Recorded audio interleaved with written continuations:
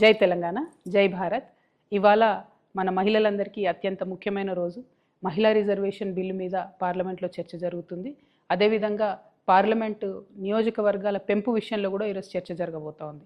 ఇక్కడ ఏదైతే union government ఉందో వాళ్ళది చాలా దారుణమైన కుట్ర ఉన్నది. మహిళలకు సంబంధించి 33% రిజర్వేషన్ ఆల్రెడీ పెంచినప్పటికీ దాన్ని ఇప్పుడు పార్లమెంటు నియోజకవర్గాల పెంపు డీలిమిటేషన్తో లింక్ చేయడం జరుగుతూ ఉంది. వాస్తవానికి రెండు కూడా సపరేట్ అంశాలు. వాటిని రెండింటిని కలిపి మహిళల భుజం మీద తుపాకీ పెట్టి ఈ డీలిమిటేషన్ అనేటటువంటి అంశాన్ని కాల్చాలనే ప్రయత్నం కేంద్ర ప్రభుత్వం చేస్తుంది. అయితే కేంద్రం ఇప్పుడు ఏం చెప్తుందంటే అన్ని రాష్ట్రాల్లో కూడా 50% బ్లాంకెట్గా పెంచుతాము, దానివల్ల మీకు నష్టం జరగదని చెప్తుంది. చూడ్డానికి ఉపరితలం మీద మాత్రం కరెక్ట్ అనిపిస్తుంది ఆర్గ్యుమెంటు.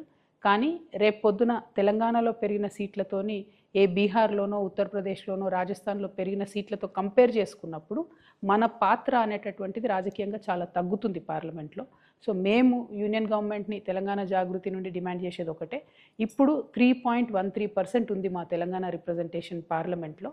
మీరు ఏ రకమైనటువంటి మెథడాలజీ తీసుకొచ్చి కొత్త డీలిమిటేషన్ చేసినా కూడా ఆ 3.13% రిప్రజెంటేషన్ తెలంగాణ తగ్గకుండా ఉంటేనే మాకు ఆమోదయోగ్యం అవుతుంది. లేదంటే మాత్రం తెలంగాణ ప్రజలు రోడ్ల మీదకి వచ్చి మరో తెలంగాణ ఉద్యమం చేయాల్సి వస్తుంది.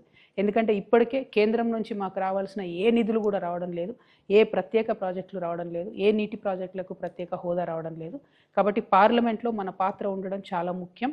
3.13% కన్నా మన సీట్లు తగ్గితే ఈ మాత్రం కూడా మనకు రోల్ ఉండదు. ఇంకొక విషయం, కేంద్ర ప్రభుత్వం దుర్మార్గంగా మహిళా బిల్లును డీలిమిటేషన్కి లింక్ చేస్తుంది. కానీ మహిళా బిల్లు డీలిమిటేషన్ కాదు, మహిళా బిల్లు బీసీ బిల్లును లింక్ చేయాలి.